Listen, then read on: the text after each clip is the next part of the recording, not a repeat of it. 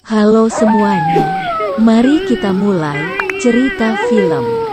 Film ini berawal dari sebuah pesta pernikahan yang sangat meriah di Dusun Banjar antara Ijah dan Ujang, dihadiri oleh seorang tuan tanah kaya raya bernama Danapati.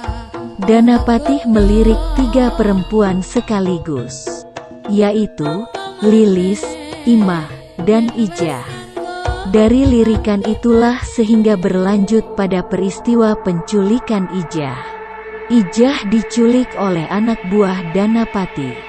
Ijah disekap dalam kamar di rumah Danapati. Setiap hari, Ijah dipaksa untuk memuaskan nafsu binatang Danapati. Belum puas dengan Ijah, Danapati juga membuking Lilis si penari ronggeng dengan sebuah hadiah kalung emas mahal.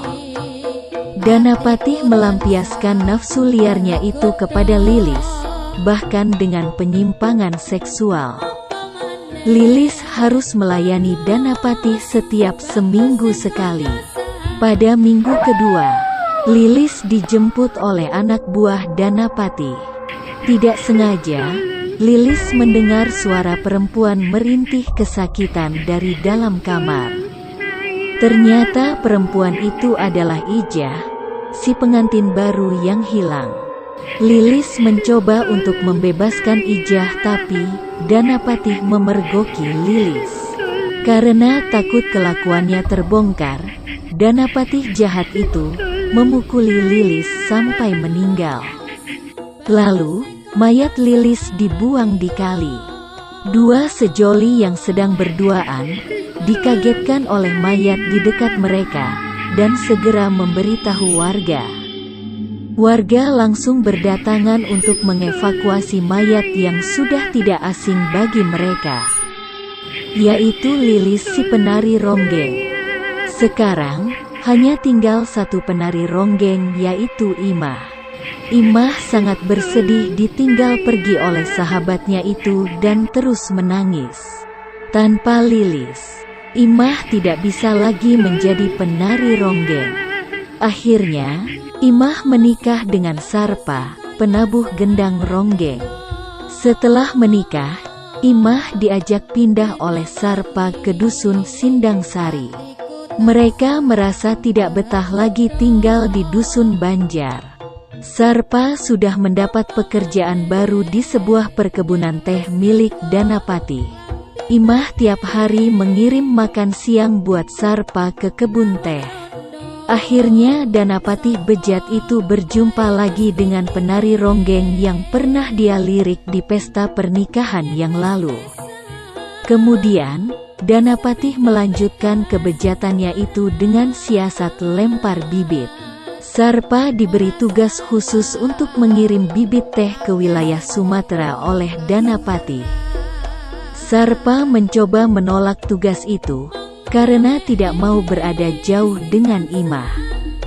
Tapi, Danapati tetap memaksa Sarpa dengan menyanjungnya, bahwa anak buahnya yang lain tidak ada yang bisa dipercaya.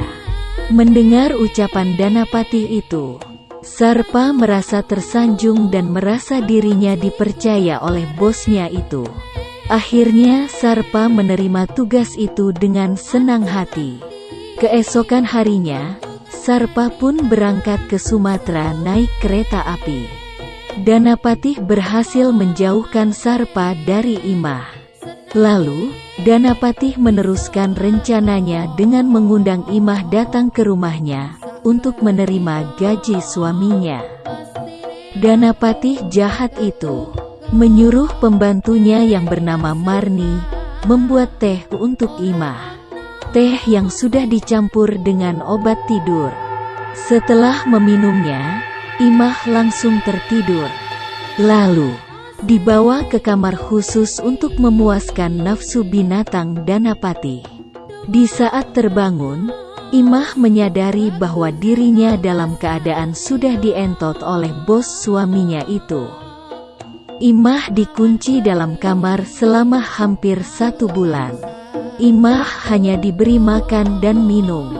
Selama di perjalanan, Sarpa merasa sangat khawatir dengan keadaan Imah. Sampai merasa takut tidak akan berjumpa lagi dengan istrinya itu. Pada suatu hari, Imah berhasil kabur setelah mengalahkan Marni si pembantu jahat itu. Imah mengambil semua kunci kamar yang dibawa oleh Marni, dan mengunci Marni di dalam. Imah melewati sebuah kamar, dan mendengar suara perempuan merintih kesakitan dari dalam kamar. Yang ternyata adalah Ijah. Imah menolong Ijah. Lalu, mereka kabur bersama-sama dari rumah Danapati. Di tengah perjalanan, Ijah menyuruh Imah pergi meninggalkannya. Karena takut tertangkap oleh anak buah Danapati yang sedang mencari mereka berdua. Ijah menitipkan sebuah cincin kawinnya kepada Imah, dan menyuruhnya untuk pergi ke rumah Mumun, ibunya Ijah, di dusun Banjar. Mumun menemukan Imah dalam keadaan pingsan di dekat sumur. Lalu, Mumun menolong Imah, dan memberitahu Yatna, pimpinan pesantren. Setelah memeriksa Imah, Dokter Ahmad mengatakan bahwa Imah sedang mengandung. Imah kaget, dan meminta tolong sama dokter untuk menggugurkan kandungannya. Karena Imah yakin bahwa anak yang dikandungnya itu bukan hasil dengan suaminya. Semenjak dia menikah dengan Sarpa, mereka belum berhasil melakukan ritual membuat anak, karena belum siap. Tapi, Dokter Ahmad tidak mau menuruti permintaan Imah, malah menceritakan kepada Yatna dan Pak Lurah. Lalu, Pak Lurah melaporkan si Imah kepada Danapati. Karena takut rahasianya terbongkar, maka Danapati menyogok Pak Lurah untuk menangkap Imah dan menghabisinya. Danapati juga memerintahkan anak buahnya untuk menghabisi Sarpa dan mengambil bibit teh darinya. Tetapi, anak buah Danapati gagal membunuh Sarpa, malah dia dipukuli oleh para penumpang yang lain di kereta. Sedangkan anak buah Pak Lurah yang berjumlah sekitar 6 orang. Mereka berhasil menangkap Imah di kali, dan memperkosa Imah beramai-ramai. Lalu, mereka melempar Imah dari atas tebing yang tinggi. Akhirnya, Imah meninggal dunia secara mengenaskan. Dari sinilah teror Sundel Bolong Imah dimulai. Imah menjadi Sundel Bolong. Sundel Bolong Imah mulai menampakkan wujudnya pada seorang wanita bernama Imas. Lalu, Sundel Bolong Imah pulang ke rumahnya di Sindangsari. Sundel Bolong Imah menjelma menjadi Imah yang masih hidup. Sehingga anak buah Danapati melihat Imah dan melaporkan ke Danapati. Danapati marah besar kepada Pak Lurah dan hampir membunuhnya. Tapi Pak Lurah berjanji akan menyelidikinya langsung. Lalu, Pak Lurah mendatangi rumah Imah secara diam-diam. Pak Lurah melihat Imah berlari menuju area belakang dusun yang sepi. Pak Lurah mengikuti Imah sambil membawa lampu minyak tanah. Pak Lurah mengikuti Imah sampai di tempat pepohonan bambu yang sunyi dan sepi. Di sana, Pak Lurah kehilangan jejak Imah dan memutuskan untuk kembali ke dusun. Tapi, tiba-tiba Imah memanggilnya. Pak Lurah membalikkan badannya dan melihat Imah muncul dari balik pepohonan bambu. Imah menari tarian ronggeng kesukaan Pak Lurah, sehingga membuat Pak Lurah tergoda dan mendekatinya sambil tersenyum senang. Lalu, Imah memperlihatkan punggungnya yang bolong penuh darah.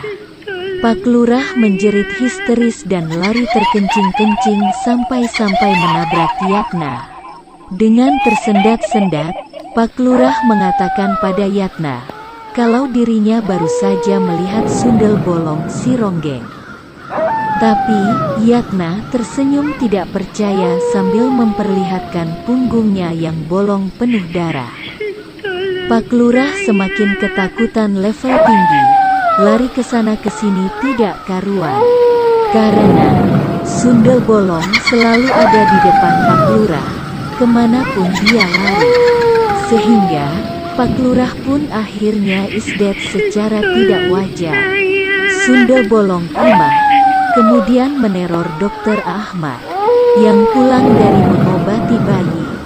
Dokter mendengar ada suara perempuan minta tolong, membuat dia kaget dan terjatuh.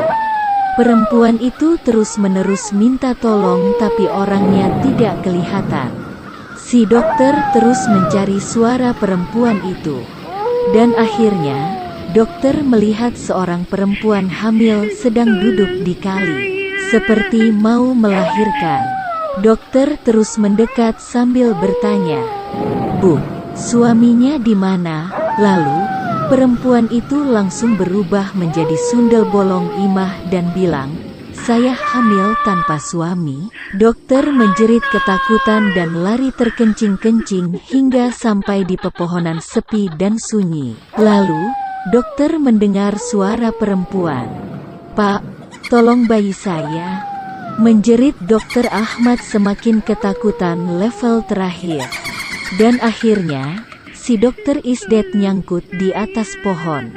Warga mengevakuasi mayat Dokter Ahmad dan mengantar pulang. Sundel bolong Imah juga meneror semua orang yang ada di rumah duka, sehingga membuat semuanya ketakutan. Sarpa, yang 1 bulan lebih pergi ke Sumatera, akhirnya pulang untuk istri tercintanya, Imah.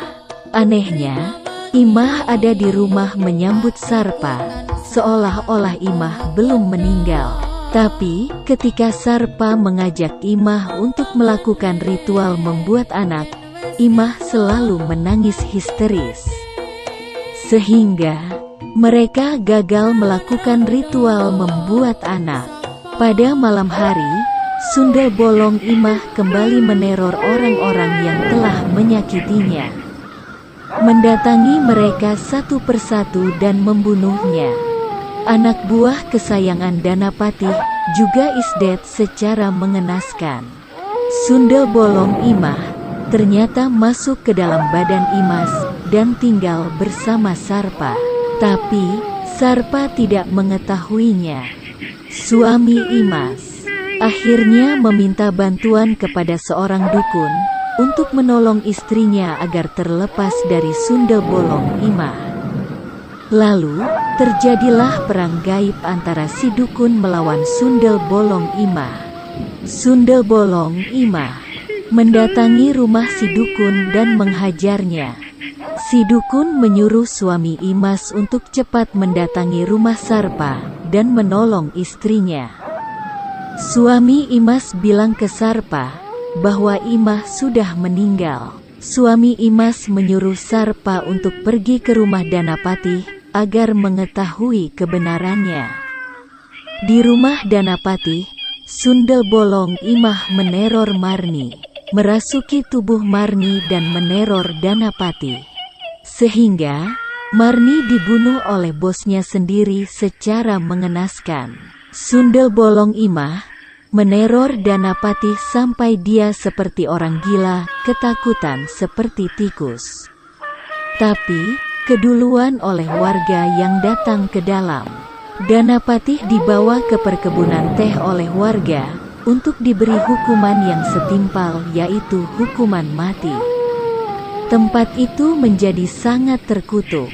Sesama warga saling membunuh satu sama lain, tanpa ada yang tersisa.